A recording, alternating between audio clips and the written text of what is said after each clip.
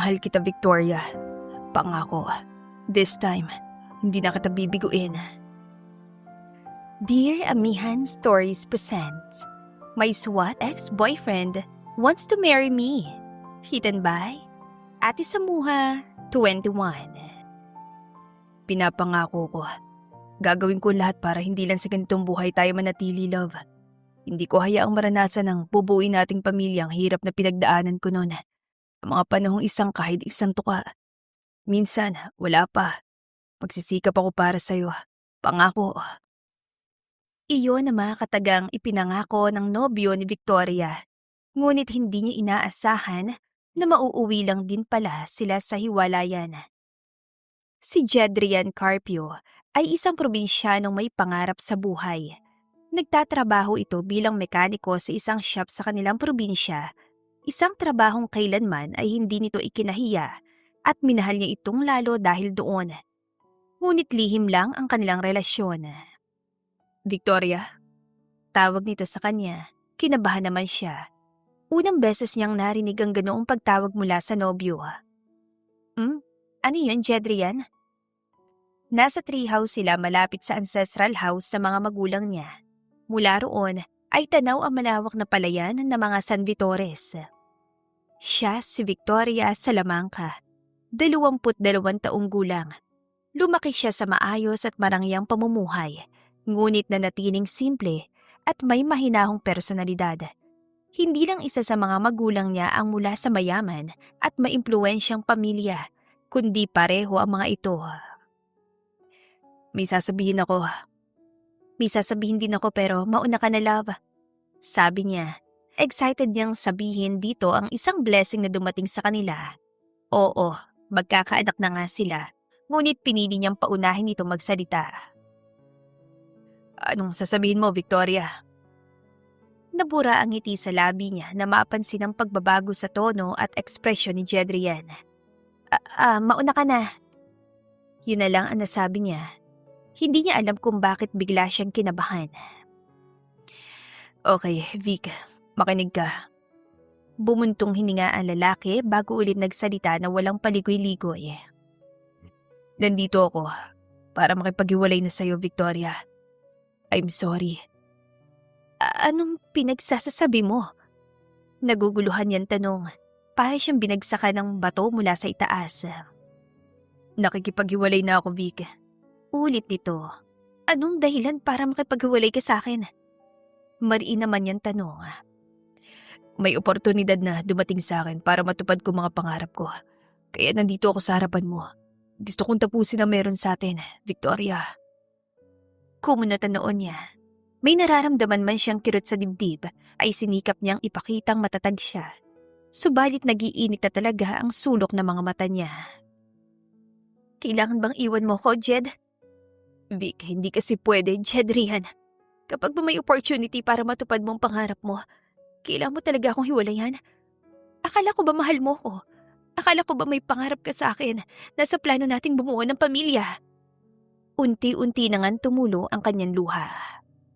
Sa tingin mo ba, pag nandito lang ako iuunlad ang pamumuhay ko, pamumuhay ng pamilya ko, tatanggapin ba ako ng magulang mo at mga tao sa paligid mo, Vic? Tanong nito na medyo bumigat na rin ang boses. Pwede naman nating sabay abutin ang mga pangarap natin. Magpo-4th year na ako sa susunod na pasukan, Jedrian. Kung mahal mo ko, stay with me. Huwag naman yung bigla mo na lang akong hihiwalayan dahil sa opportunity na yan. Kung ganyan ang mindset mo, hindi ikaw ang sisira sa pangarap ko, Victoria. Patawad. Umawang ang labi niya sa sinabi nito. Iyon na yata ang pinakamasakit na katagan lumabas sa bibig nito. Jedrian, wait! Sigaw niya na bigla na lang itong bumaba mula sa treehouse. Hinabol niya ang lalaki.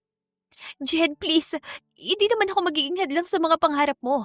Tatanggapin ko. Pero pakiusap. Huwag mo naman akong iwan ng ganito. Huwag mo itong gawin sa akin.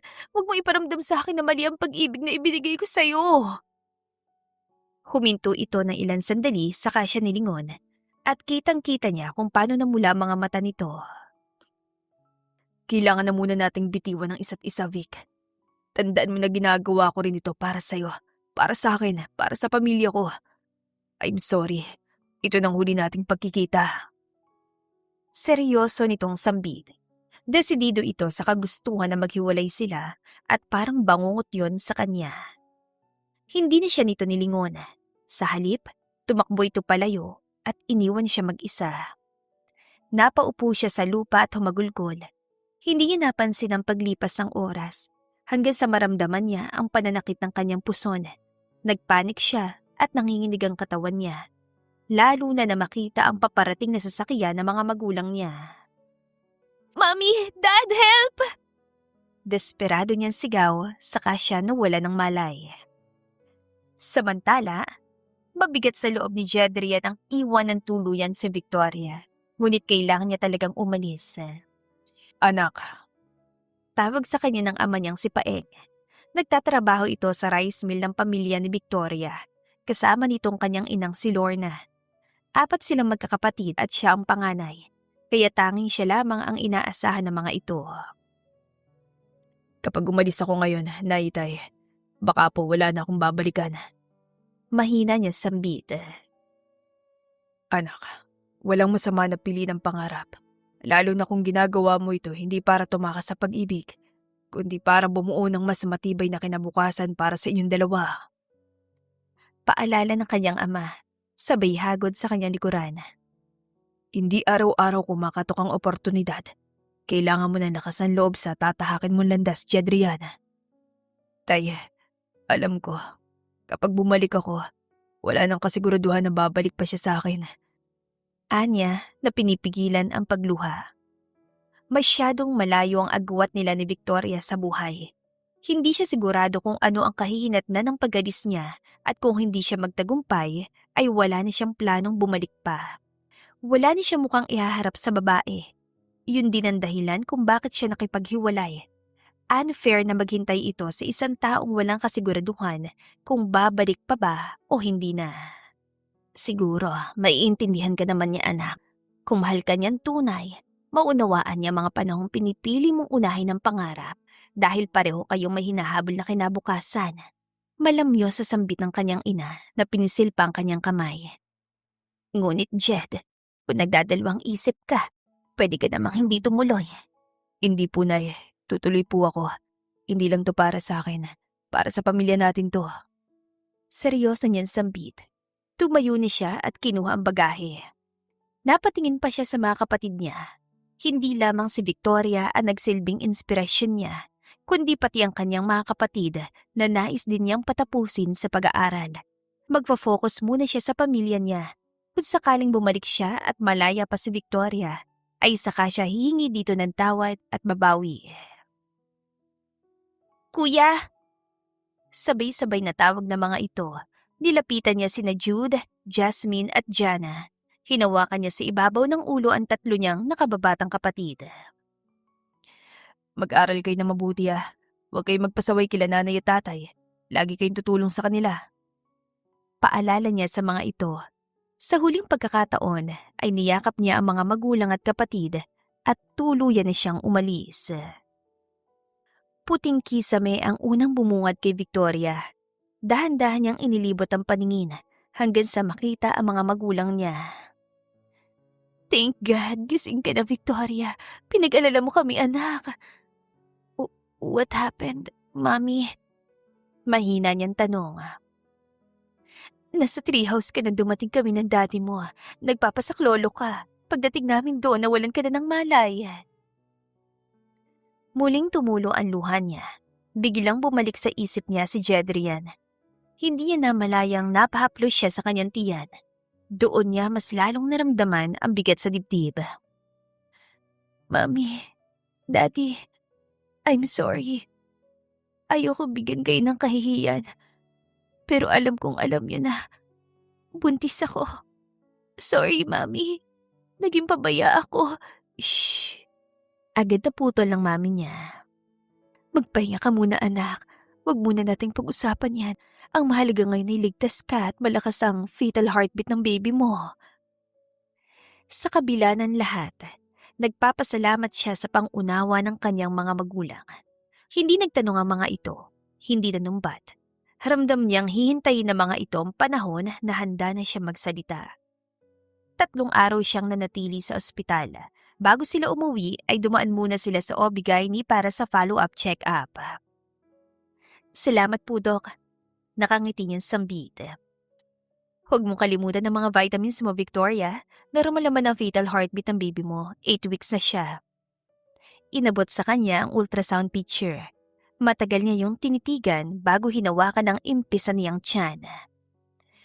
Pangako, baby. Mamahalin at aalagaan ka ni Mami. Anak ko. Lumipas ang 1 linggo na halos hindi siya iniiwan ng kanyang mga magulang. Inaalagaan siya, sinasamahan at binibigyan ng oras.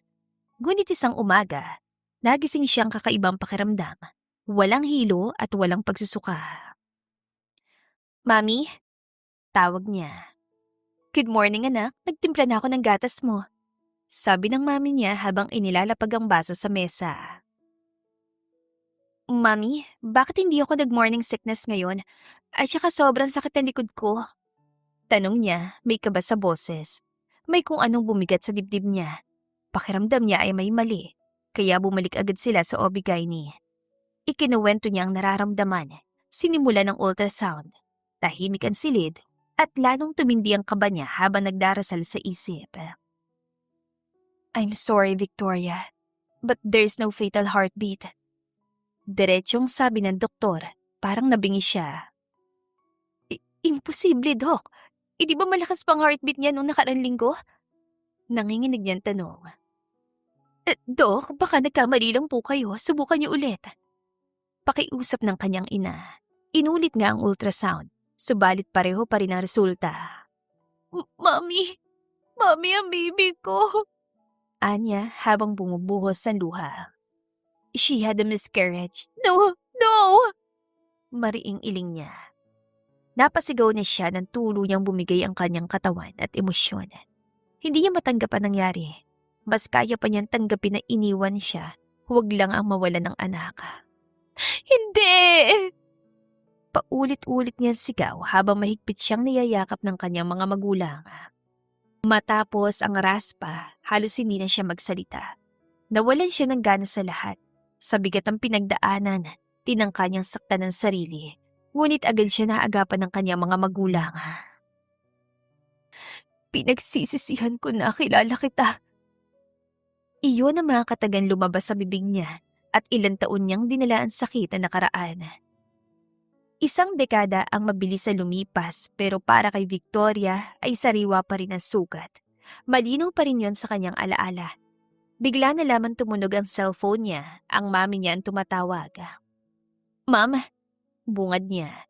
Naka-loudspeaker ang cellphone habang nagmamaneho siya pa uwi sa probinsya matagal na sana niyang iniiwasan. Saan ka na, anak? Malambing na tanong nito. I'm driving, ma'am. Mamaya ka na po tumawag. Sagot niya. Victoria naman, baka hindi ka na naman kasi sisipot. Pauwi na rin ako riyan sa Nueva Ecija, mami, pero last na to. Huwag niyo na po akong pilitin na susunod. Sabi niya sa malamig na boses.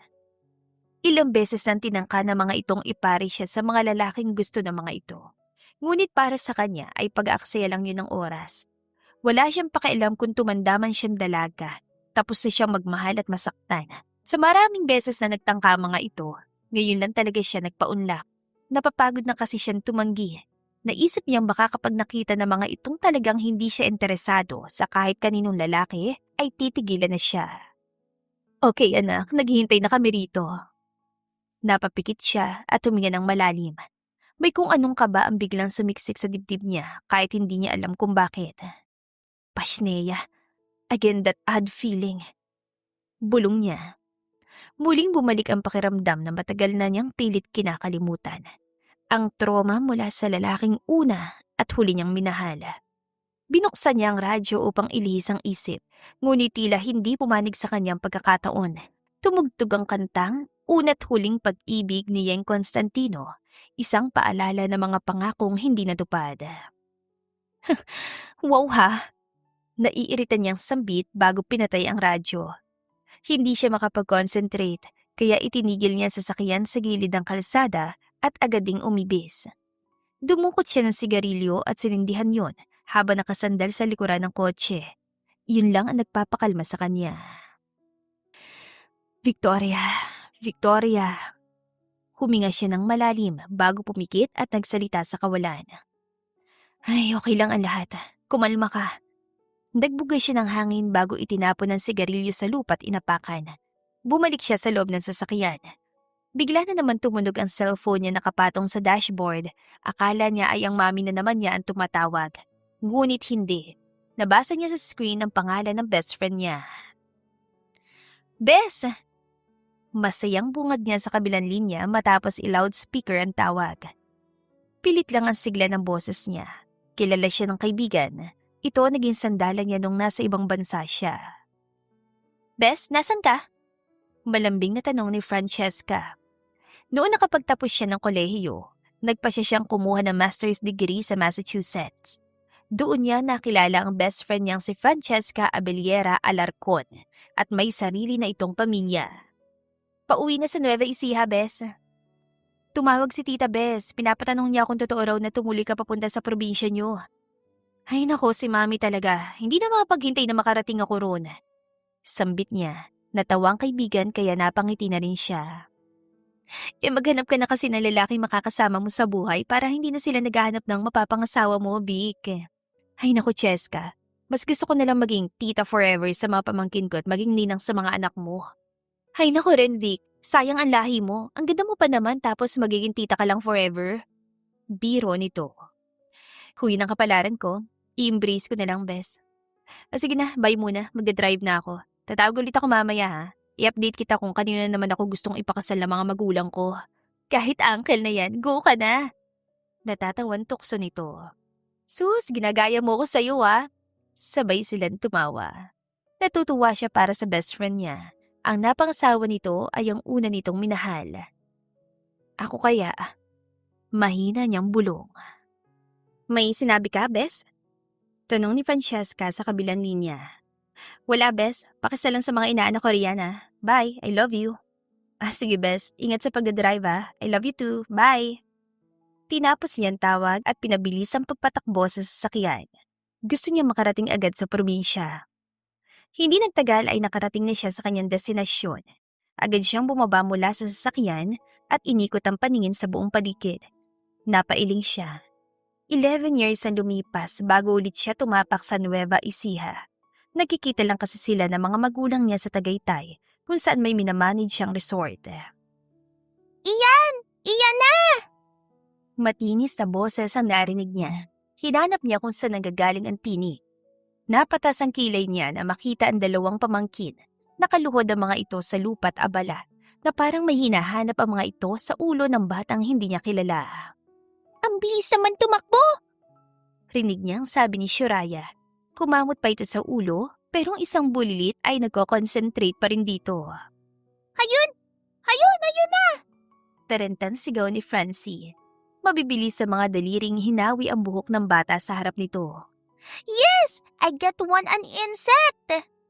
Kumunatan noon niya na mapagtanto kung ano ang ginagawa ng mga pamangkin niya. Lalo na makita niyang may inilagay si Francie sa palad ng bata at agad ding tiniris yun. Bigla tuloy nangati ang kanyang ulo sa pinagagagawa ng mga pamangkin niya. Ayay ko! Pakak! Sigaw ni Francie habang tinitiris ang kutong nakuha nito sa ulo ng bata. Marami pang mabibilis na insect sa ulo mo. Ikaw, Shuhaya, may nakuha ka na ba? Wala pa nga eh. Tugon ng isa niya pang pamangkin. Marami pa, Shuhaya. Maliliit pero bibilis tumakbo. Napakamot siya sa ulo na makitang pareho nakasimangot ang dalawa. Ang hirap manghuli ng insect. Bakit pa kasi may insect sa ulo mo, Charlotte? Inosenteng tanong ni Francie sa bata. Hindi niya inaasahan ang sumunod na ginawa ni Francie. Sinabunutan nito ang buhok ni Charlotte habang patuloy sa paghahanap. Francie na yan! Sigaw niya. Tita, Mami! Sabay-sabay na tawag ng dalawa.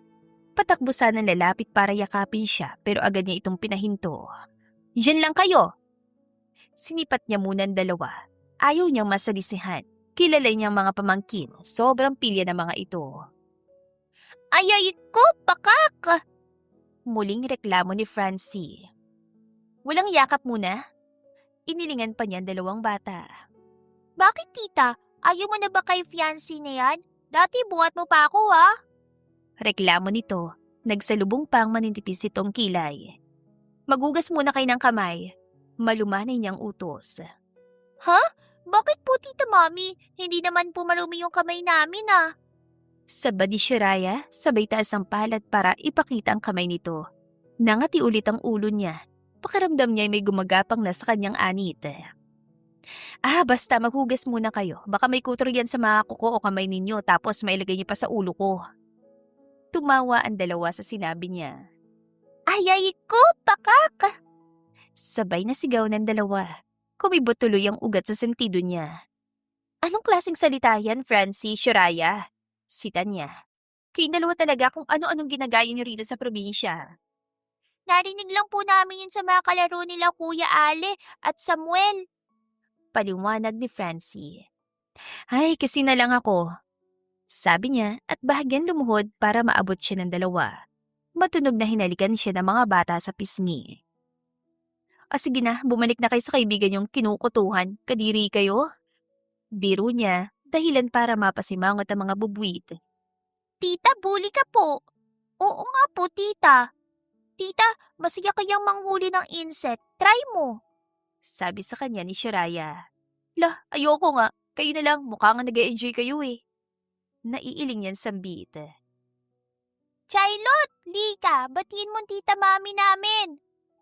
Sigaw ni Francie para itong boss kung makapag-utos. Lumapit naman sa kanya ang bata. Ngumiti ito at lumitaw ang bungi nitong ngipin. Charlotte, tawagin mo siyang Tita Vic. Utos naman ni Shiraya. Kumusta po, Tita Vic?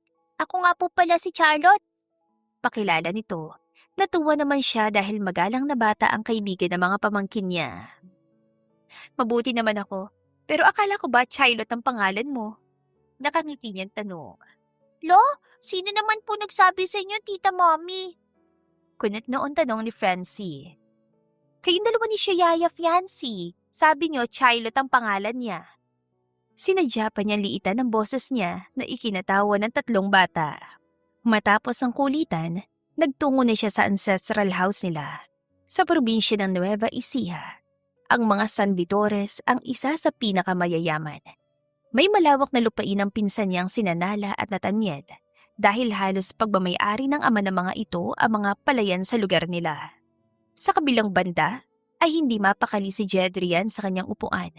Ramdam niya ang mabilis sa tibok ng kanyang puso. Parang sasabog yun sa kaba. Maging ang mga kamay niya ay nanginginig. Captain Carpio, are you okay? Tanong ng daddy ni Victoria na si General Norman Salamanca. Napatitig siya rito at hindi agad nakasagot. Kumusta siya, sir? Tanong niya. Palagi niyang kinukumusta si Victoria sa mga magulang nito. Hindi naging madali ang desisyong ginawa niya noon. Alam niya nasaktan niya si Victoria. Ngunit sa kabila niyon ay natupad ang kanyang pangarap at naiahon sa hirap ang kanyang pamilya. Gusto niya magkaroon ng kakayahang bumuo na maayos sa pamilya balang araw kasama ang babaeng mahal niya. Ayaw niyang maranasan nila ang buhay na minsan ay isang kahig na nga at minsan ay wala pang tuka. Para sa iba, maaaring mababaw ang dahilan niya. Ngunit para sa kanya, sakripisyo iyon. Hindi biro ang maging isang PNP SWAT. Kahit ipinagpatuloy nilang relasyon noon, baka mapagod din ito sa kanya dahil wala talaga siyang oras para rito. Ganoon katindi ang training na dinanas niya. Bago pa yun, ay ibinuhos niyang oras sa pag-aaral para maging pulis bago nag-apply at nag-training sa SWAT. She's braver. Yun lang ang sagot ng general. Makakarating pa ba siya, sir? Muli niyang tanong. Pinaglaruan niya ang bracelet na ibinigay noon ni Victoria. Pilit niyang pinapakalma ang sarili. Titignan natin. Wala siya naging paraan noon para direktang makausap si Victoria. Kaya kina General Norman at Madam Ila siya dumaan. Buong loob niyang inamin ang lahat. Sa una, nagalit ang ama ng dalaga. Tinanggap niya ang bugbog na inabot niya. Alam niyang pinakailaman niya ang unika iha ng isang general. Hindi lang yun ang naging kapalit. Iniligay din siya sa floating status trabaho. Walang leave, walang pass. at walang tigil na duty sa Regional Mobile Force Battalion sa kabundukan. Tinanggap niya ang lahat ng walang reklamo. Parang hindi naman yata sisipot ang anak mo, Ayla. Anang general sa asawa. Tinawagan ko din siya kanina, mahal. Papunta na raw. Teka, tatawagan kong best friend niya. Sagot ng asawa nito. Pinatunayan ni Jedrian sa mga magulang ni Victoria na karapat-dapat siya sa unika iha ng mga ito. Kahit ilang beses pa siyang ipatapon ng ama nito sa bundok, tatanggapin niya yun. Basta maipakita lang na totoo ang damdamin niya. Nang tuluyan siyang tinanggap, na-promote siya bilang kapitan hanggang maging SWAT officer. Nang umuwi si Victoria mula sa ibang bansa matapos tapusin ang master's degree nito sa Massachusetts, gumawa siya ng paraan. Ilang beses sinubukan ng mga magulang nitong pagkitain sila, ngunit hindi sumisipot ang dalaga sa mismong araw na napag-usapan. Mukhang hindi ka naman sisiputin ng anak ko, Jedrian. Mukha nga po, General. Pero hindi ako titigil. Hindi ako magsasawa hanggang mapagod ang tadhana. At ito nang gumawa ng paraan para muli kaming magkita. Pahayag niya, nasa boses ang pagsusumamo. Hindi na kami makikialam sa inyo. Matatanda na kayo pareho. Sapat ang paghihirap mo sa akin nung active pa ako sa serbisyo. Sa palagay ko, deserve mo yun. Sabi ng ama ni Victoria, matagal na rin itong retirado sa serbisyo. Sorry po talaga, General. Bata pa po siya nung iniwan ko. 3rd year college pa lang. Kung hindi ko naman po ginawa yon, sa palagay ko hindi rin po ako karapat-dapat na nandito sa harapan ninyo. Hindi ko po siya idadamay sa pamumuhay na meron ako noon. Kahit marangal at trabaho ko bilang mekaniko, alam kong iba pa rin ang tingin ng tao. Mukhang hindi ang anak ko nawawala mong tadyang, Jedrian. Hindi nito natapos ang pangangusap na magsalita ang asawa nito. Finally, she's here na mahanan. Nang marinig yun, pakiramdam ni Jedrian ay lalabas ang puso niya sa bilis ng tibok niyon. Mabilis at tumayo ang ama ni Victoria at ganoon din ang ginawa niya. Sa totoo lang, nablangkong isip niya. Ngunit na makita niya ang dalaga at magtamang kanilang mga mata ay naistatwa siya. Isang kakaibang tensyon ang namagitan sa kanilang dalawa. Sa sandaling yun, malinaw niya nakita ang galit sa mga mata nito. Anong ginagawa ng lalaking yan sa bahay natin? Iyon ang bungad sa kanya ni Victoria. Victoria, anak. Ang mami nito ang una nagsalita. Pinapasok niyo lalaking to, Mami, Dad? Galit na tanong nito. Pinapasok niyo dahilan ng paghihirap ko ng ilang taon. Nanlilisik ang mga mata nito sa galit, kasabay ng pagtulo ng luha sa mga pisngi. Victoria, sambit niya sa pangalan nito. Hindi niya inaasahan na mabilis sasabog ang emosyon nito pagkakita sa kanya. Ikaw, ang kapal ng mukha mo magpakita sa akin. Ikaw ang dahilan kung bakit nawalang anak ko. Muling sigaw ng dalaga. Higit siya nagulat sa sinabi nito. Parang may bombang sumabog sa ulo niya. Iya, calm down. Nandito tayo para... Para ano, Dad? Para saktan ako? Para iparamdam na naman sa akin na naramdaman ko noon? Sa bawat salitang binibitiwan ni Victoria, ramdam niya ang lalim ng sugat na iniwan niya. Ayoko! Ayoko na! Tumakbo na ito patungo sa ikalawang palapag ng mansyon. Hindi siya nakagalaw o nakapagsalita.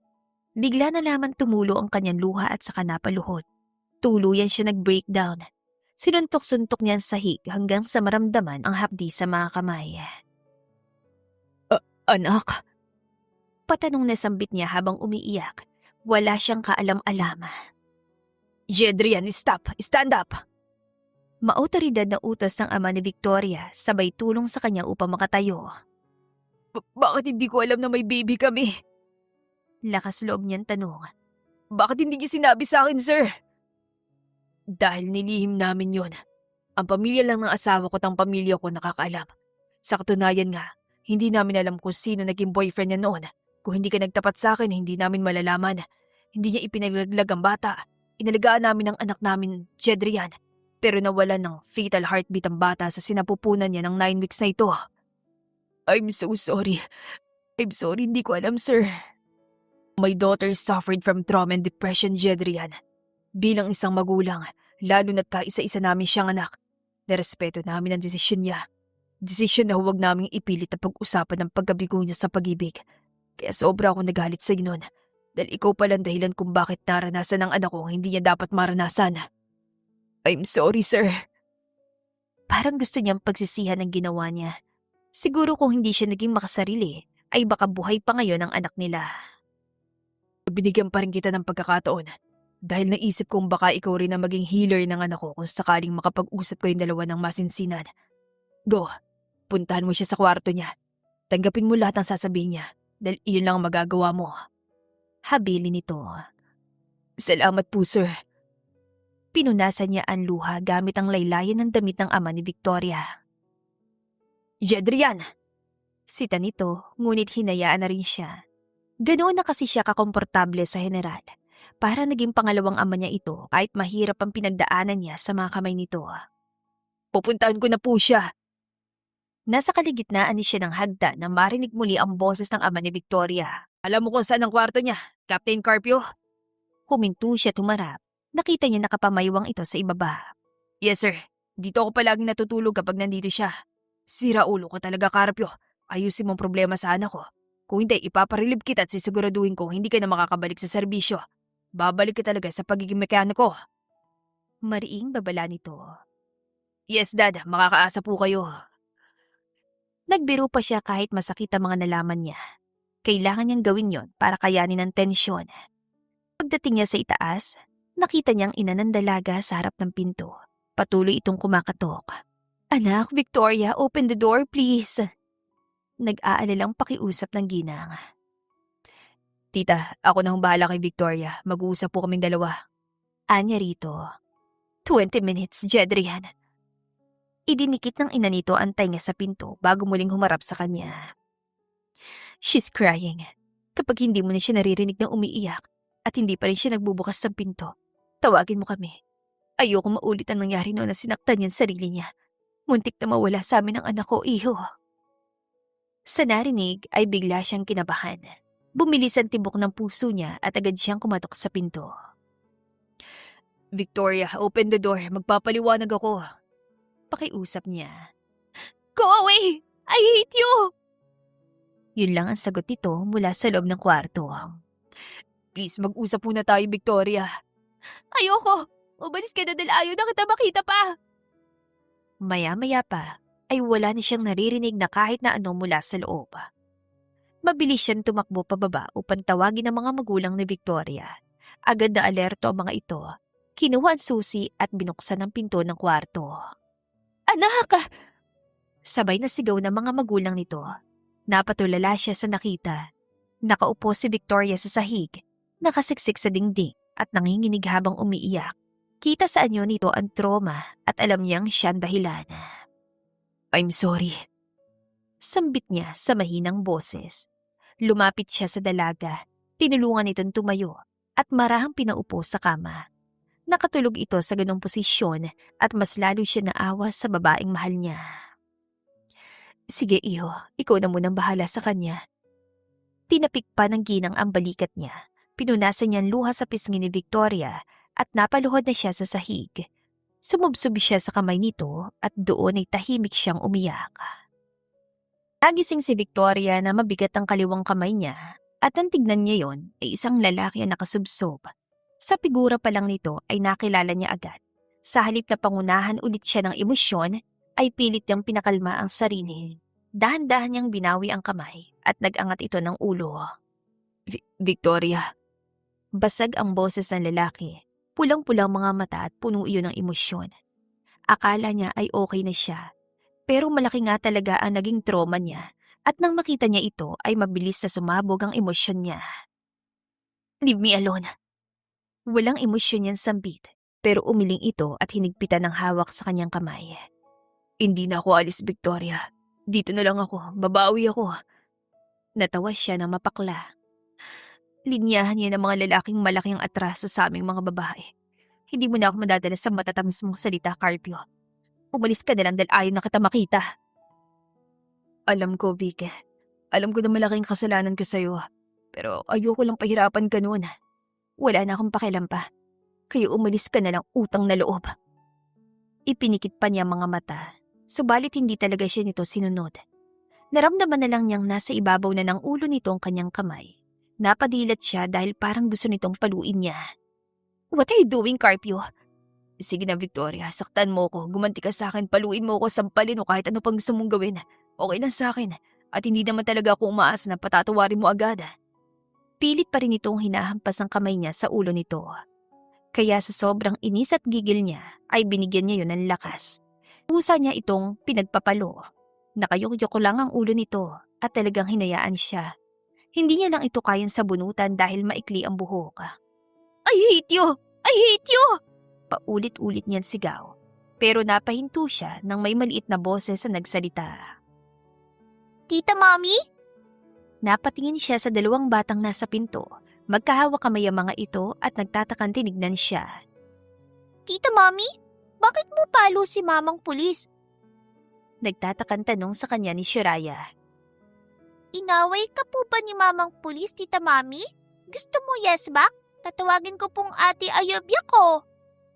Matapang na suhestyon naman ni Francie. Nakataas na ang munti nitong kamao. Pambato talaga nito ang nakatatandang pinsan na inaanak naman niya. Sumandal na lang ulit siya sa headboard ng kama. Ayaw niyang ipakita iyon sa mga pamangkin at manakit ng kapwa. Kahit alam niyang madalas ay ginagawa iyon ng dalawang bubwit. Anong ginagawa niyo rito? Nasaan ang mga atit kuya niyo? Usisa niya. Naglakad ang mga ito palapit sa kanya. Sumampa pa sa kama at parehong sumiksik. Napapagitnaan na siya ng magpinsan. Umiyak ka po ba, tita? Malambing na tanong ni Francie. Pinindot-pindot pang pisngi niya. Naiiling na niyakap niya ang dalawang bata. Halos ingud-ngud niya mga ito sa dibdib niya. Kailangan niya ng distraction ngayon para kalimutan ang lalaking ramdam niyang nakatingin ngayon sa kanya. Tita Mommy, ngayon ko lang po nakitang ganyan ka. Inaway ka po ni Mamang Pulis, no? Tanong naman ni Shiraya. Huminga siya ng malalim. Paano niya nalaman na pulis siya? Mahina niyang tanong. Lagi po siyang kasama ni Lolo, ah. Ganda po ng uniform niya. Payang Dada Simon ko, poging-pogi. Kumunata noon niya sa sinabi ni Francie.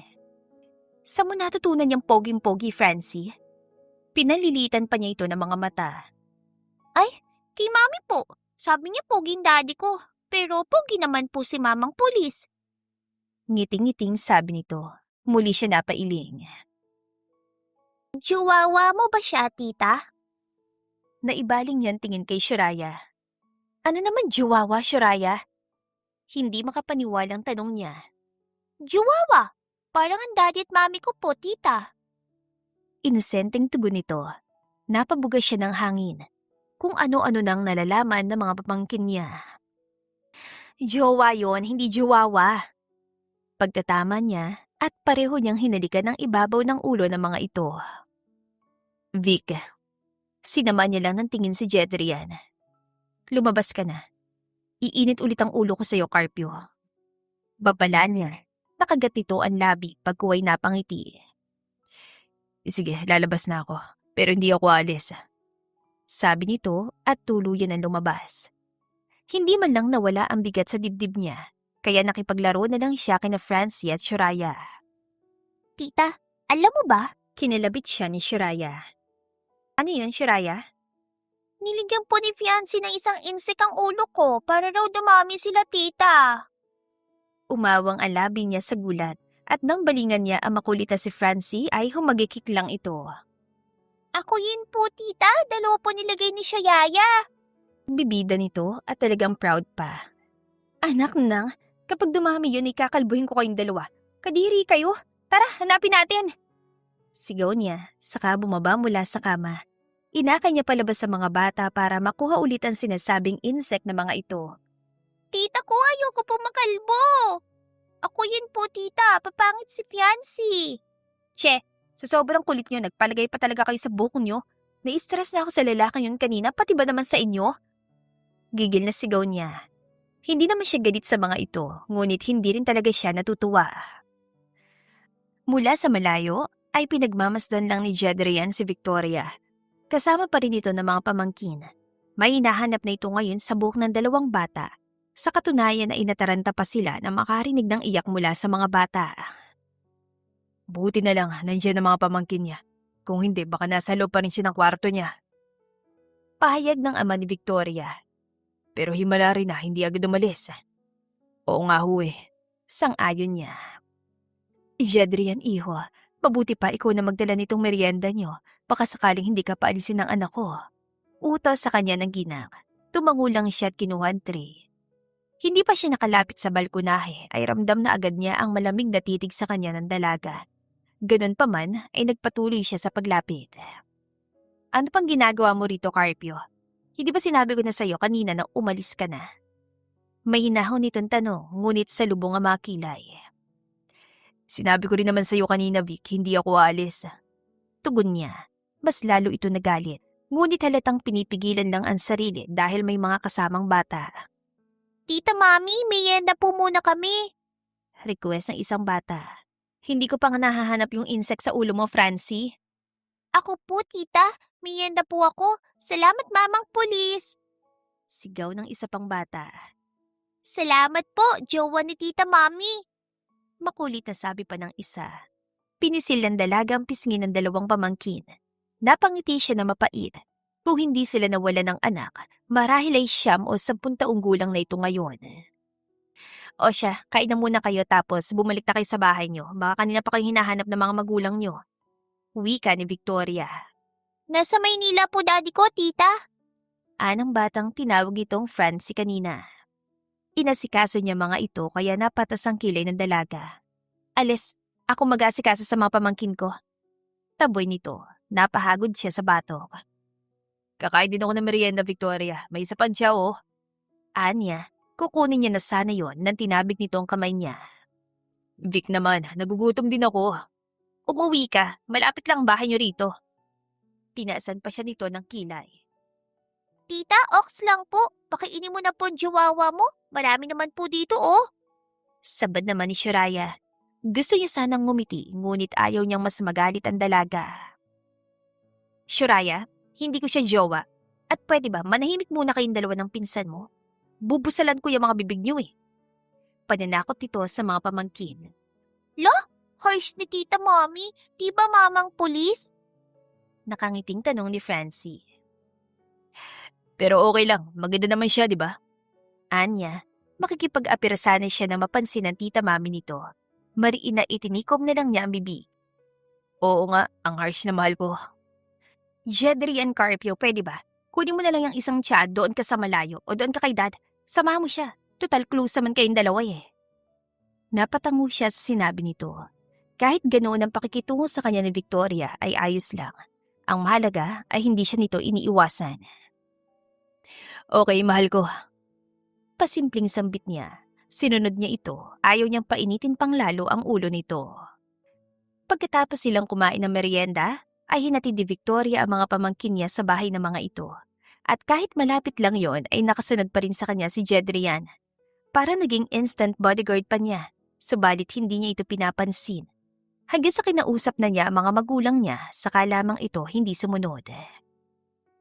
Hindi ako magpapakasal, Mom, Dad, at mas lalong hindi sa lalaking yun. Umiiling na sabi niya. Anak naman. Malungkot na sabi ng mami niya. Ma'am, ang laki ng atraso sa akin ng taong yun. Sa tingin niyo po ba ay makakaya ko siyang tanggapin? Nagsisisi nga po ako na nakilala siya eh. Tapos ngayon ipagkakasundo niyo ako sa kanya? May hinanakit na tanong niya.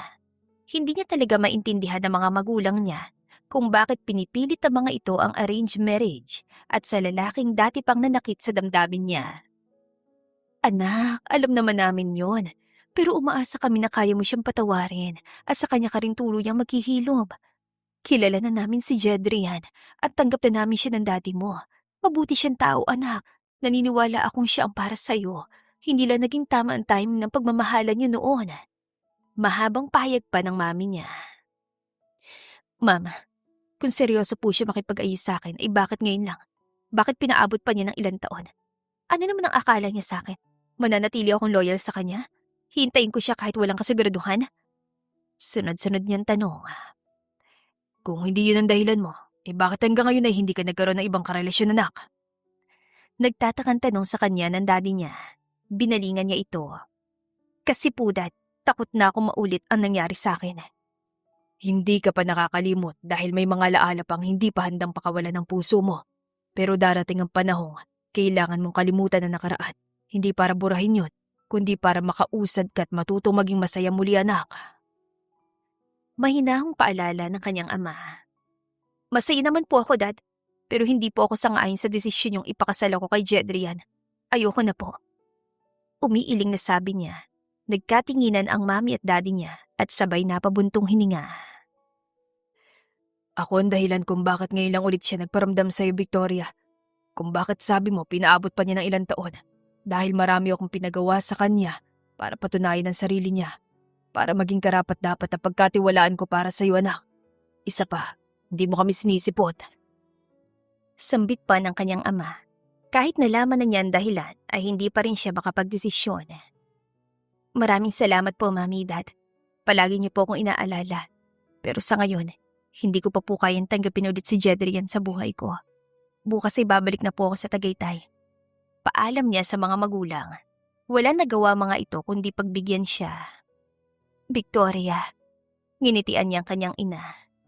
Sige na nga po, dito muna ako na ilang araw. Basta huwag niyo akong ipilit sa pulis na yun ha. Sorry po kung matigas ang ulo ko, Ma'am, Dad. Umiling lang ang mami niya bago siya nito niyakap. Sorry din, anak, kung bakit naman ito ginagawa ng daddy mo, ha? Excited kay ni Dad na maging lolo at lola, no? Napakamot pa siya sa ulo. Kasi naman, anak, naiinggit na kami sa mga tita at tito mo. Ang dami na ng apo nila tapos kami ng daddy mo. Huminga pa ng malalim ang mami niya. Ma'am, maghintay lang po muna kayo ni daddy. Hindi ko kayo bibiguin.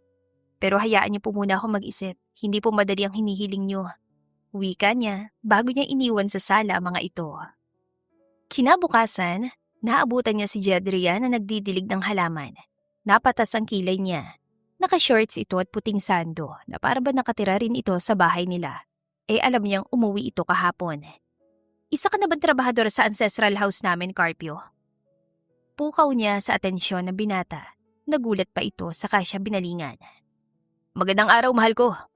Bati nito, higit nang tumaas ang kilay niya. Mahal ko? Sambit niya. Yes, love. Napaismid siya nang sumagot ito.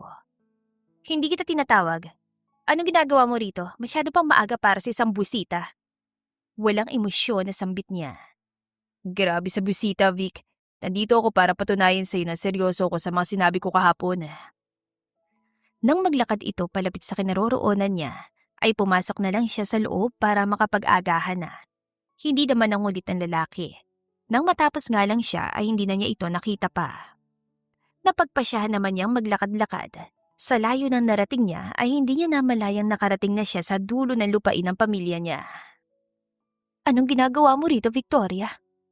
Naiiling niyang tanong sa sarili. Tumalikod na siya at babalik na sana sa mansyon na may nagsalita mula sa likuran niya. Victoria! Boses iyon na matandang babae at nang tignan niya ito ay bumilis ang tibok ng puso niya. Ikaw si Victoria Salamanca. Tama ba ako, iha? Opo, nanay. Nanay po kayo ni Jedrian? Pagkukumpirma niya, nakangiting tumango ito. Nabigla siya nang hawakan siya nito sa kamay. Oo, ako si Lorna. Ang tagal kong hinintay ang pagkakataon na ito na makilala ka ng personal, iha. Pero nakikita naman talaga kita noon pa man. Paano niyo po pala ako nakilala? Magalang niyang tanong. Palagi kang ikinakwento sa amin ng panganay ko, iha. Tama nga siya. Napakaganda mo sa personal at parang gatas ang kutis mo. Wika nito. Naramdaman niya ang init sa magkabila niyang pisngi. Nang yayain siya nito ay hindi siya makatanggi dahil nahihiya siya. Isang bungalow house ang naipatayo ni Jedrian para sa pamilya nito. Napagtapos sa pag-aaral ang kapatid nitong si Jude at dalawa pa ang nag-aaral hanggang ngayon. Napakabait ang aming panganay. Hindi talaga siya nakalimot sa amin kahit ilang taon ang hinintay namin para makauwi siya o makapagbakasyon man lang. Nagpapadala na lang siya ng pera pero may sulat naman. Pagkukwento ng ginang, bahagya siya napangiti. Isa iyon sa nagustuhan niyang ugali ng binata. Nasaktan lang talaga siya sa sinabi nito noon. Masaya po ako para sa inyo, tita. Alam ko pong mahirap talagang pinagdaanan niyo. Anya, ngumiti ito at napatango. Isa ka sa dahilan kung bakit namin naranasan ng ganitong masayang pamilya na hindi na kami mababahala ng asawa ko kung saan kami kukuha ng pera para sa araw-araw na gastusin. Iha, ang laki ng ambag mo sa buhay namin, kaya maraming salamat. Naluluhang sambit ng ginang. Tila may mainit na kamay na humahaplos sa kanyang dibdib. Tita, bakit po kayo nagpapasalamat? Hindi naman po ako nakatulong. Umiiling na sabi niya. Muli nitong hinawakan ang kamay niya. Ang maging inspirasyon ng aming anak para kayanin ang pagsubok na dumating sa buhay niya na wala kami. Malaking bagay na yun para sa amin, iha.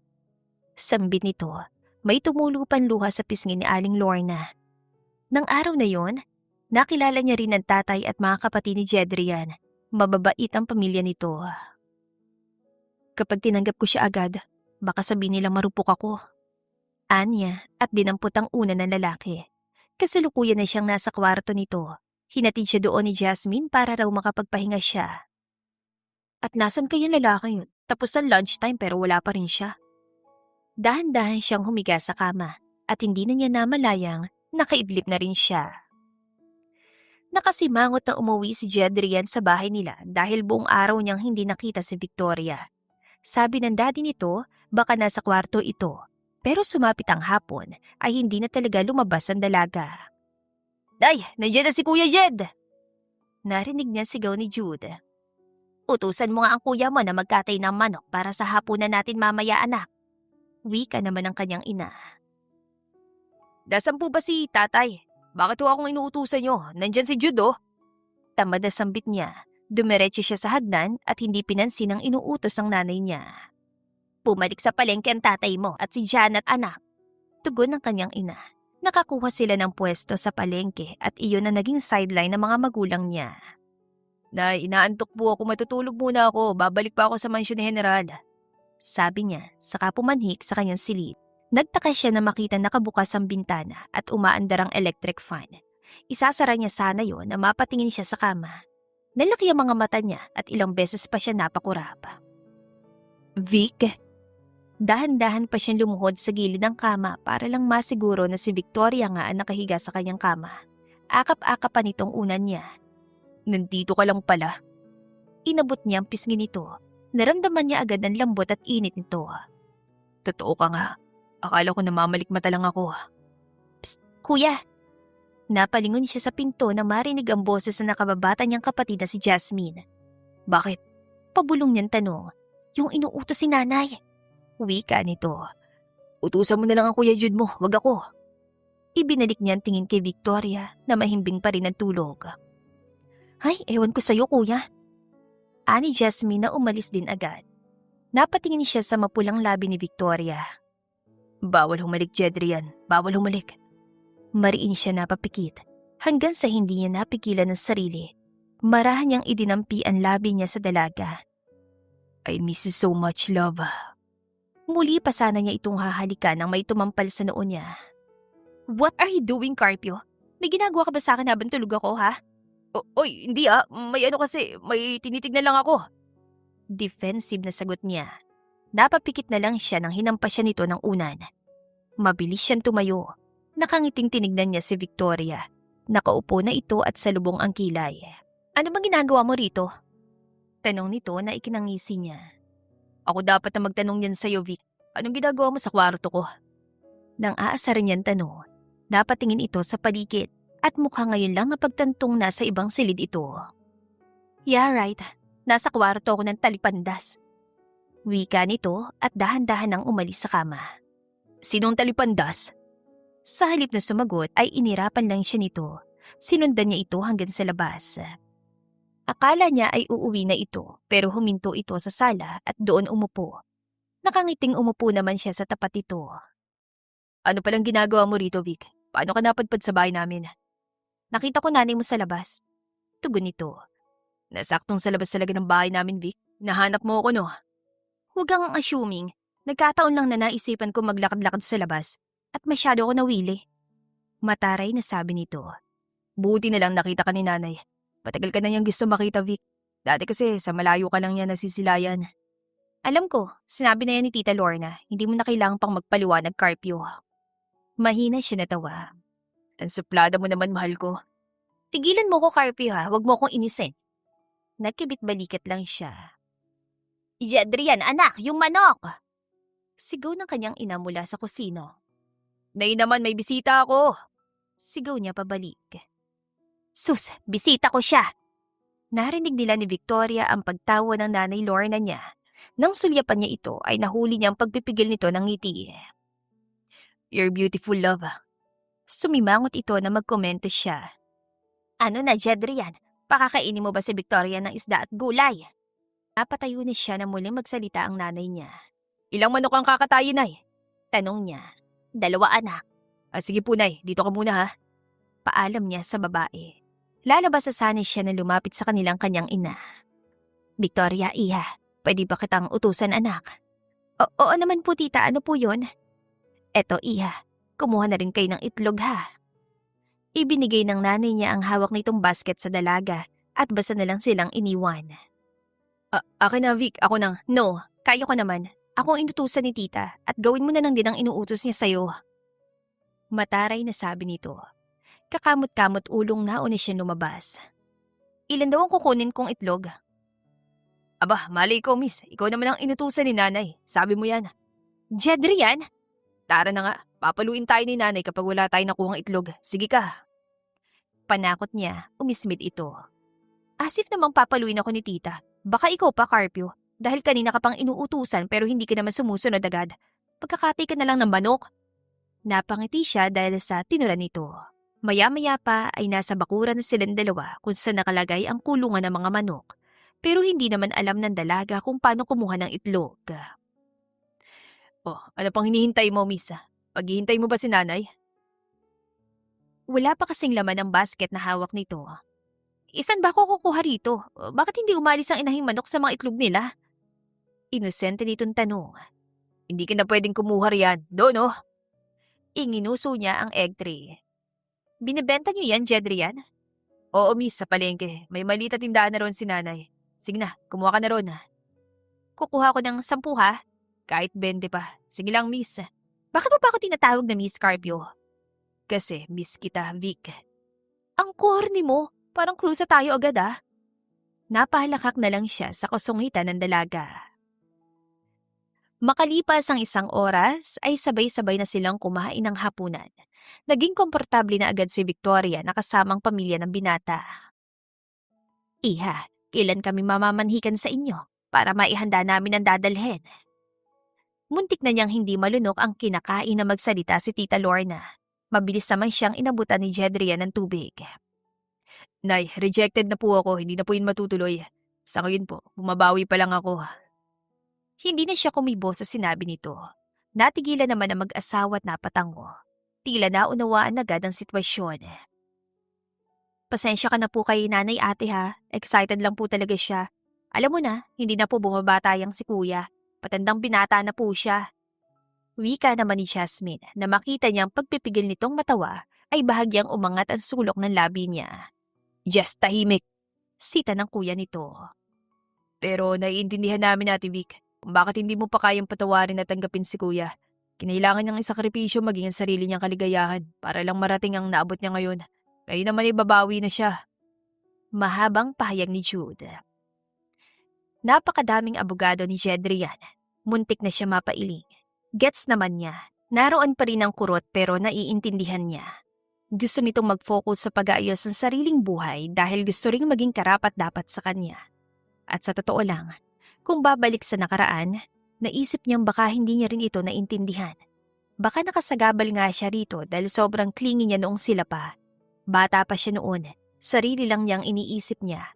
Kung minsan nga noon ay inaaway niya ang lalaki dahil sa maliliit na bagay. Isang text na hindi nito ma-replyan ay talagang inaaway niya ito. Paano pa kaya kung focus na ito sa pag-aaral at training nito? Baka naloka siya. Pagkatapos maghapunan ay hinatid siya ni Jedrian sa bahay nila.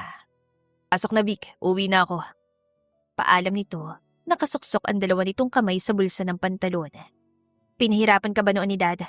Kaya tiniis mo ring hindi makita ang pamilya mo? Tanong niya sa mahinang boses. Oo, pero kailangan ko muna maging masunurin. Kailangan ko makuha ang loob ng daddy mo. Para kapag dumating ang araw na ito, sa'yo ako mag-focus. Gagawin kong lahat para muli mo akong papasukin sa buhay mo. Pero Vic, hindi naman ako nagmamadali. Take your time. Ako naman ang maghihintay ngayon. Mahabang sambit nito at nagawa pa siya nitong ngitian. Sige, patunayan mo. Pero hindi na ako madaling makuha ngayon. I've learned so much from you, Jedrian. Nanlaki ang mga mata nito at mabilis ding namula yun. Salamat, Vic. Promise, babawi talaga ako sa'yo. So, tuloy na bang pamamanhi ka namin? Pinandilatan niya ito ng mata. Abusado ka masyado, Jedrian Carpio. Sinabi ko lang na patunayan mo. Oo, binibigyan kita ng chance. Pero kalahati pa lang yun. Meaning, hindi pa buo ang chance na ibinigay ko sa'yo. So 50-50 rin kung hahayaan kita bumalik sa buhay ko. Sige na, umuwi ka na. Muli ito napangiti. See you tomorrow, love. Bago pa siya nito masita, ay kumaripas na ito ng takbo. Abuso. Naiiling niyan sambit, saka siya pumasok sa loob ng bahay nila. Subalit nagulat siya nang sumalubong sa kanyang mami at daddy niya. Nakangiti ang mga ito, ngunit hindi naman nagsalita. Humalik lang siya sa pisngi ng mga ito at nagpaalam. Nang makahiga siya sa kama, ay naalala niya mga ngiti ng pamilya niya. If I want to be happy for real, I need to forgive the one who hurt me before. Bulong niya sa hangin. Aminado naman siyang naging masaya siya ng araw na yon. Yeah, right. See you tomorrow. Jedrian Carpio. Inabangan ni Victoria ang pagbisita ni Jedrian kinabukasan. Kasalukuyan siya nasa balkonahe at kausap sa video call ang best friend niyang si Francesca. I'm proud of you, Vic. Mahirap kalimutan ang ginawa ng taong nanakit sa'yo but you can truly be happy without moving forward.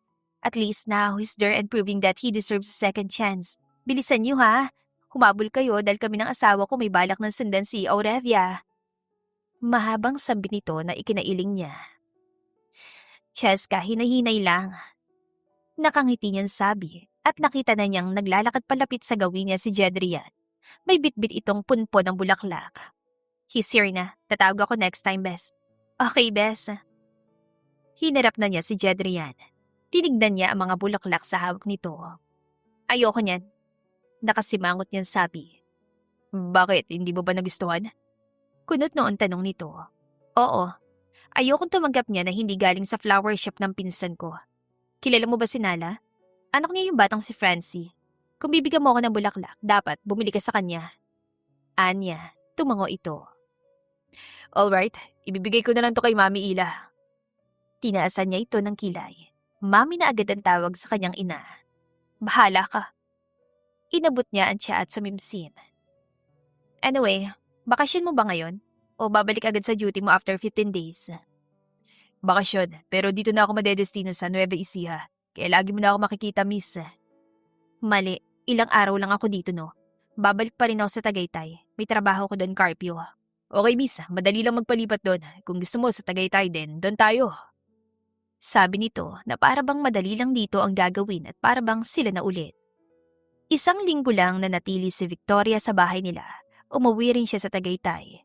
Seryoso rin si Jedrian na sumama sa kanya.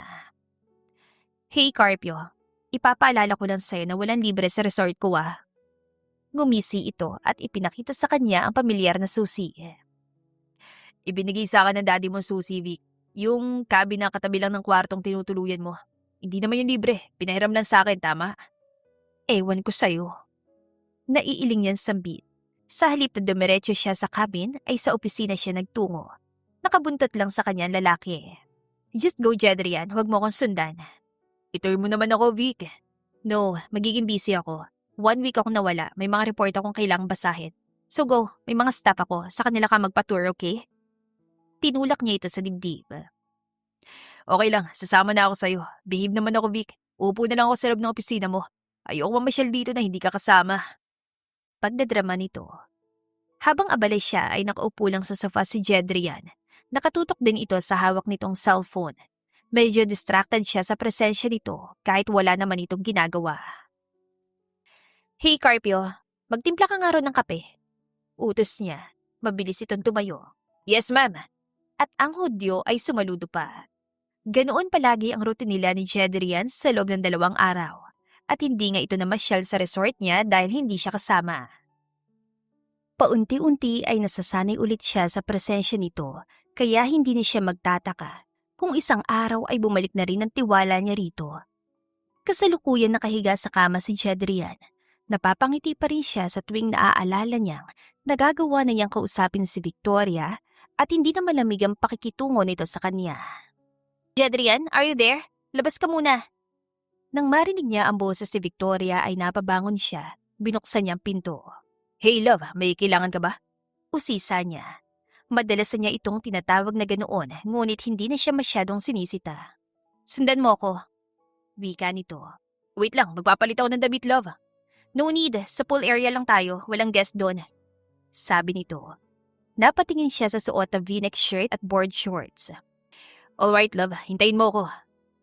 Wala ngang guest sa pool area. Ang tanging naroon ay ang merienda sa round table. Hinanda mo to? Date ba to, love? Huwag mo kong asarin, Jedrian. Hindi naman kita inaasar. I'm just asking, okay? Kaya naman pala ayaw nung lumabas kanina. May bala ka palang ganito, love. Jedrian, tumahimik ka. Dumiretso na siyang umupo at nang makitang maraming nakahanda sa mesa, ay hindi na naman niya mapigilan ng mapangiti. You don't know what I did just to make my guests leave the pool. So, tama ako na date nga ito, love. You can ask me about the past, Jedrian. Lalo na noong nawala sa akin ang baby natin. Dahil sa kapabayaan ko. Natigilan siya na marinig ang sinabi nito. Parang may kumurot agad sa puso niya. Simula nang malaman niya ang tungkol doon, ilang gabi rin siyang halos hindi makatulog. Dahil palagi niyang sinisisi ang sarili, pero alam niyang wala namang kasalanan ang dalaga. No love, hindi yan totoo. Wala ka namang ginawa para mawala ang baby natin. Hindi lang siya, para sa atin. Umiiling niyang sambit. I really want to forget the past, but I can't. There are times when I wake up blaming myself, but you're right. Hindi pa yun ang tamang oras para magkaanak tayo. Pero naiisip ko minsan, kahit hindi tayo naghiwalay, mawawala rin sa atin si baby. Maaga siyang dumating, ngunit alam nating pareho na hindi pa tayo handa, Jedrian. Victoria, nag-aaral pa ako nun at ikaw naman maraming umaasa sa'yo. Masyado lang tayo naging mapusok at dahil doon, maaga tayo namulat sa katotohanang hindi madaling pasanin ng isang mabigat na responsibilidad. Ang maging magulang na hindi pa lubos na handa. Wika nito. Tumulo ang luha nito kaya mabilis siyang lumuhod sa harapan nito. Pinunasan niyang pisngi nito. Maniwala ka, Vic. Wala akong ibang iniisip nun kundi ikaw lang. Anya at maging siya ay naiiyak na rin. Pero Jed, gusto ko ring pagbigyan ng sarili ko ngayon. 10 taon kong ikinulong ang sarili ko sa alaalang yon. Gusto kong kalimutan ang sakit, pero hindi ang alaala. Gusto ko magsimula ulit tayo. Wala na akong pakialam pa. Kung sabihan nila ako na marupok kasi naiintindihan na kita ngayon.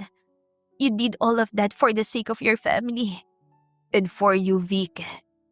Naluluha niyang sambit, saka hinawakan ng kamay nito. Subalit nakita niyang palatandaan na dati nitong sinaktan ng sarili. Mas lalo siya nakaramdam ng kirot sa dibdib. Hinalikan niya yon ng paulit-ulit. Mahal kita, Victoria. Pangako this time, hindi na kita bibiguin. Inabot nito ang panga niya at marahan na hinaplos. I'm proud of everything you've achieved, Jedrian. Thank you, love. Ako rin, proud na proud ako sa'yo. Tumayo siya at marahan itong hinila. Ikinulong niya ito sa kanyang mga bisig. Sunod-sunod na rin pumatak ang mga luha niya. Masaya siya dahil sa wakas, buo nang ibinigay nitong pagkakataon para sa kanya. Tama na munang yakap, Jedrian. Kumain muna tayo ng merienda tapos mag-swimming tayo. Doon nagsimulang maging maayos ang lahat sa pagitan nila ni Jedrian. Sa kabila ng masasakit na alaala, pinili ni Victoria na patawarin ang lalaki. Hindi dahil nakalimutan niya ang sakit, kundi dahil nakita niya mga mabuting ginawa nito at ang mga pagbabagong pinatunayan nito. Makalipas ang 1 taon, ay umuwi na ulit sila sa Nueva Ecija para sa nalalapit nilang kasal. Ninang! Ninang! Pagkababa pa lang niya sa sasakyan, ay bumungad sa kanya ang 2 niyang inaanak. Zevrin! Aurebia! Masayang tawag niya sa mga ito. Nang makalapit ay yumakap agad ang mga ito sa kanya. Wow! Nandito mga inaanak ko! Pinupog niya ng halik ang matatambok na pisngi ng magkapatid. Saka naman niya nakita ang best friend niya, kasama ang asawa nitong professor. Hi, Bes! Kinawayan siya nito habang ang isang kamay ay nakalingki sa braso ng asawa. Mas lalo kang gumanda ah. I hope na wala pa laman yan, Bes. Tinuro niyan siya nito na mabilis naman itong hinimas. On the way na, Bes. Napahalakak ang asawa nito. Cheska! Nagyakapan na lang sila ng best friend niya at halos hindi na ito humiwalay sa kanya. Tara sa loob. Tita Mommy, welcome home po! Napatingin siya sa balkonahe nang marinig ang boses ng pamangkin niyan si Francie. Nandito ka na naman, Francie? Tanong niya. Papaampo na po ako sa yoyo't yoya ko, tita. Maganda po dito eh. Nakangiti nitong sigaw. Anong papaampon? As papayag ang daddy mo, Francie? Komento naman ni Francesca. Opo, Mama Cheska. Yab ako ng daddy ko po. Proud na sabi nito. Oo na po. Tugon ng tita nito. Kinalabit naman siya ni Aurebia. Nakanguso ito ng balingan niya. Ninang, ayoko po sa ginagawa ni Francie. Kahit love ko po siya, ayoko po talaga. Bakit? Ano naman ang ginawa ng pinsan mo? Malambing niyang tanong sa inaanak. Nanguhuli po siya ng insect sa ulo ng bata, Ninang. Silang dalawa po ni Shiraya. Sumbong pa nito na ikinapikit niya ng mga mata. Hayaan mo na, Bes. Wala lang magawang pamangkin natin. At saka lilipat na yan sa Maynila dahil sa trabaho ni Francis. Ayaw daw malayo sa kanya mag-iina niya. Paliwanag ni Cheska. Oo nga pala, munti ko nang makalimutan, Bes. Nilingon niya si Jedrian na nakikipag-usap na agad kay Professor Luis. Cheska, si Jedrian Carpio pala. Fiancé ko. Pogi, no? Napabungis-ngis pa sila pareho. Jed, si Francesca Abellera Alarcon. Siya yung best friend ko. At kilala mo naman ang asawa niya, si Professor Luis Sebastian Alarcon. At itong dalawang chikiting nila ay sina Zevrin at Aurebia. Bless kayo kay Uncle Jedrian niyo, dali. Hingan niyo agad ng kalaro. Wika ni Cheska sa mga anak. Ngumiti lang siya. Nang tumuloy na sila sa ancestral house, ay nagulat pa siya dahil naroon ang mga pinsan niya. Excited talaga mga ito sa kasal niya, kaya naipakilala niya na maayos si Jedrian at kinilatis pa ito ng mga pinsan niya lalaki. Are you okay, Jed? Malambing niyang tanong nang tinantanan na ito ng mga pinsan niya. Natawa siya na makitang may namumuong pawi sa noon nito pababa sa leeg. Oo naman, ang sayang kausap ng mga pinsan mo lalaki. Lahat sila talagang mabubuting tao. Pero love, iniinggit nila ako. Dapat daw triplets o kambal ang magiging anak natin. Nagsalubong pa ang makapal nitong kilay. May posibilidad yan. Nasa lahi namin sa side ni Mommy. Wika niya. Hinarap siya nito at niyakap. Gusto ko yun. May maayos na akong trabaho, Vic. Kaya kong i-provide ang pangangailangan natin araw-araw. Basta kasama kita. Pero ayoko ring mahirapan ka. Opo, alam ko yan. Marahan niya itong itinulak at ikinulong ang mukha nito sa mga palad niya. I love you to the moon and back. Hindi niya ito hinintay na sumagot. Sa halip ay tumingkayad siya upang mahalikan ito sa labi. Makalipas ang 2 linggo ay tuluyan silang naikasal. Sa Tagaytay na nga lang sila nanirahan, malapit lang sa resort. Doon sila bubuo ng masayang pamilya. Makalipas ang ilang taon, nagising si Jedrian na wala na sa tabi niya ang buntis niyang asawa, pati na ang munti nilang prinsesa. Bumangon na rin siya at dediretso na sana sa kusina na marinig ang mumunting bungis-ngis ng kanyang mag-ina. Anak ng pating! Nagmamadali siyang pumunta sa pool area at doon niya nadatan ng mga ito. At sino nagsabi sa iyo na maliligo kayo ng ganito kaaga? Napalingon sa kinatatayuan niya ang mag-ina. Ngumiti lang ang maganda niyang asawa at kumaway pa ang panganay niya. Hi love, good morning po. Bati nito. Hi, Tatay Love. Good morning po. Panggagaya naman ni Vivian Irish sa mami nito. It's Daddy sweetheart and don't call him love. Si mami lang ang pwedeng tumawag sa daddy mo ng ganoon. Pangangaral naman ni Victoria. Hinahaplos ito ang buhok ng 4 na taong gulang nilang anak. Okay po, Nanay. It's mommy sweetheart.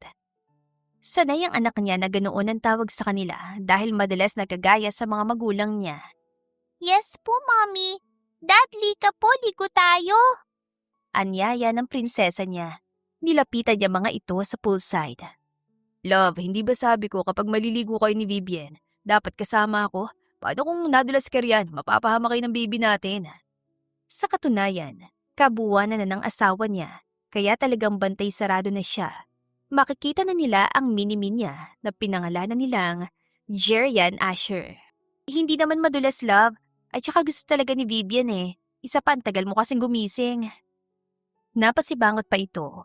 Humalik siya sa pisngi ni Victoria bago sa noo ng anak nila.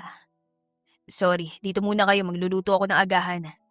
No need, love. Nakapagluto na ako. May pancake pa. Tara, kain muna tayo. Kinuha na niya si Vivian. Pagkatapos ay inalalayan si Victoria na makaahon. Natawa pa ito na bahagyang bumundol sa kanya ang nakaumbok nitong tiyan. Gusto mo talaga akong matakot araw-araw, ano? Sa tuwing gigising ako, wala na kayo ng anak natin sa kama. Tapos ganito pa, Victoria naman. She, love. Okay naman kami ni baby at saka ngayon lang ulit to. Wika nito sabay pisil sa pisngi niya. Daddy, kakain na po si Vivian Irish. Singit ng anak nila. Nakangiting binalingan niya ito sa kahinalikan sa matambok nitong pisngi. Dad, nakalimutan mo kaming batiin pabalik ni Mommy. Bukas na po ang good morning nyo, dahil hindi naman good ang morning ni Daddy. Wika niya na sinabayan pa ng pag-iling. Oh, si Daddy ko tatampo. Tukso pa ng unika ihan niya. Marahan itong humalik sa pisngi niya. Love po kita, Daddy. Huwag ka na tatampo. I love you, anak. Next time, wait to si Daddy na magising bago kayo mag-swimming, ha? Paalala niya, tumangulang ito. Hay naku, Jedrian Carpio, ang OA mo. Komento naman ng asawa niya. Hindi ako OA, love. Iniingatan ko lang kayo. Ayoko may mangyaring hindi maganda sa inyo. Buntis ka, oh. Nag-peace sign ito. Sorry na po, hindi na mauulit. At naglambing na ito sa kanya. Yumakap na sa braso niya. Breakfast na tayo? Kanina pa kaming nagugutom ni baby. Me too, Mommy. I'm hungry na po. Inasikaso na lang niya ang kanya mag-ina. Masaya na si Jedrian. Sa kabila ng lahat ng sakripisyo at hirap na kanyang dinanas, nabigyan pa rin siya ng pagkakataong maging masaya. Isang pagkakataong bumuo ng pamilya at magsimulang muli. Kasama pa rin ang babaeng matagal na niyang pinangarap at minahal. Hanggang sa puntong yun ay hindi pa rin siya sigurado kung deserve niyang tanggaping muli sa buhay ni Victoria dahil alam niyang kung gaano kalaking sugat ang natamo nito mula sa kanya. Ngunit handa siyang gawin ang lahat upang pagalingin ang sugat na yon. Pasasahin niya ito araw-araw hanggang sa matabunan yon para naman hindi nito pagsisihan ang muling pagbubukas ng puso para sa kanya. The end. Kung nagustuhan ninyo ang aming istorya, ay huwag kalimutan na mag-like at subscribe. Mag-iingat po tayong lahat. To God be the highest glory. Hanggang sa muli. Paalam!